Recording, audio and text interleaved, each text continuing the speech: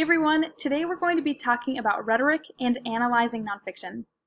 If you are taking notes as you watch this video, but you're noticing I'm going a little bit too fast, feel free to pause the video. Or if you'd like to just watch the video now and take notes later, I'll also be including a link to just the slides without the video in my lesson plan document. So first, let's talk about the purpose of today's lesson. So by the end of this nonfiction unit, students should be able to define rhetoric, understand the components of rhetoric, use sentence stems to identify rhetoric, identify rhetorical devices, and use a graphic organizer to identify rhetoric, which will help us analyze a text to get at the deeper meaning of the text. So first, we should probably talk about what rhetoric is. Now, rhetoric kind of sounds like an intimidating word. However, rhetoric is simply the art or skill of persuading people through the written or spoken word. So, if you're able to persuade someone to do what you want them to do, you're actually using the skill of rhetoric. Now, according to the ancient philosopher Aristotle, he believed that there were three methods of persuasion that a speaker needed in order to be the most persuasive. Those three methods are ethos, pathos, and logos. Ethos is simply an author's credibility. So, in order to be persuasive, the audience needs to trust the speaker. If we don't trust someone, we're probably not going to do what they want us to do. Next, Aristotle believed an argument also needed pathos, or an emotional impact. So this means that the audience has to have some sort of emotional response to what the author is saying. This is a fancy way of saying if the speaker or author can get the audience to feel something, the audience is more likely to do what the speaker wants us to do. And lastly, Aristotle believed that an argument needed to have logos or logic to be persuasive.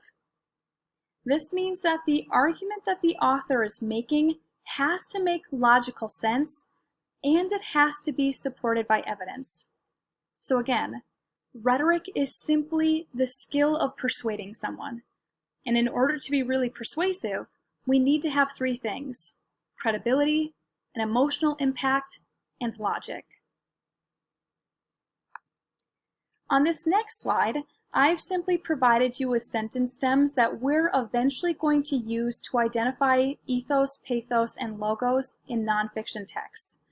I'm not going to go through the sentence stems right now, but I wanted to show them to you so that you're a little bit familiar with them.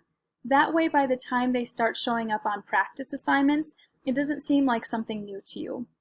So again, we'll eventually use these sentence stems to help us identify ethos, pathos, logos in nonfiction texts. On this next slide, I began to talk about rhetorical devices.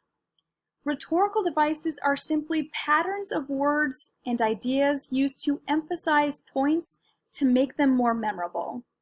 So the idea here is that if an author can get an idea stuck in an audience's brain, the audience is more likely to be persuaded. There are many different rhetorical devices an author can use, but I've listed a few here in this slide and in the next slide. So the first concept is repetition. This is simply the reuse of a key word, idea, or phrase. We see this in the example. It says, "She sings with skill, she sings with passion, she sings with a style all her own." That use of repetition really gets stuck in the audience's head. And again, if an author can get an idea stuck in an audience's head, they're more likely to be persuaded. Next, we have parallel structure. Now, parallel structure is the use of a similar grammatical structure to express related ideas. In the example, we see that prepositional phrases are being used. It says, "The eagle soared above the treetops into the heavens and beyond reach." The next rhetorical device is restatement. This is the expression of the same idea in different words to strengthen a point. Now, typically, restatement works really well in groups of 3. If I can restate an idea in 3 different ways, I'm really emphasizing a point to get it stuck in an audience's head, which again is making it more likely to persuade that audience. An example of restatement says, aspire to greatness, aim high, and dream big. Notice that there's 3 ideas restated, and all of these ideas are basically the same idea, just stated in a different way. And next we have rhetorical questions. Rhetorical questions are simply inquiries that have obvious answers that are asked simply for effect. An example of this, it says, is it really so much trouble to recycle? Isn't saving our planet worth your time? Again, it's a question that has an obvious answer. Now, authors may also help an audience understand a topic or convey a particular point of view using figurative language. So figurative language can really help an audience understand a topic in a different way, which again, might make that idea more persuasive. So figurative language is any language that is not meant to be taken literally. Examples of figurative language would be a simile.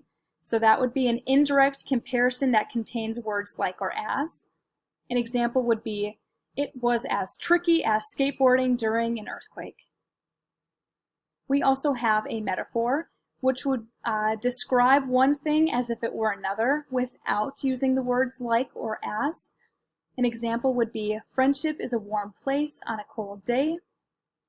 And lastly, we have personification, which would give human traits to a non-human subject.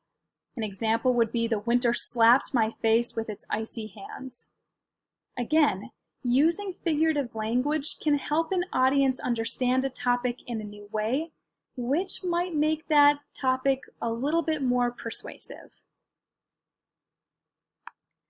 On this last slide here, I'm introducing you simply to the graphic organizer that we'll use to identify and analyze rhetoric in nonfiction. So as you can see, we are going to be using an acronym called SOAPstone. Again, using this graphic organizer is going to help us break down the text into really small parts, which will allow us to see how those parts work together to create the complete text. I'm simply going to go through this graphic organizer with you quickly. And again, it's just to introduce you to the graphic organizer. And then in a few days, we're going to start practicing using this graphic organizer. So I'm hoping that it won't be new to you by the time we start seeing it on practice assignments. So in SOAPstone, the S stands for speaker. So when we analyze the speaker, we need to answer, who is the author? And why is this author credible? Why is this author someone we should trust? The O stands for occasion. And as we analyze occasion, we will answer, what is the author's motivation for writing? What is the issue, problem, or situation that caused the writer to write this piece? A stands for audience, which would answer, to whom is the author writing? What are the characteristics of this group of people? The P stands for purpose, which would answer, what does the author want to accomplish with this piece? How is the target audience likely to respond? The other S stands for subject, which would help us answer, what is this piece about? What is the deeper message that the author is trying to send to the audience? And lastly, tone is the attitude of the piece. So this helps us answer, what feelings does the piece make the audience experience? So again, we will eventually use this graphic organizer to help break down a piece of nonfiction so we can get at the deeper meaning of the text. If you have any questions about anything that I've talked to you about in this video, feel free to send me an email and I'll try to answer those questions as soon as possible. Thanks for watching, everyone. Bye!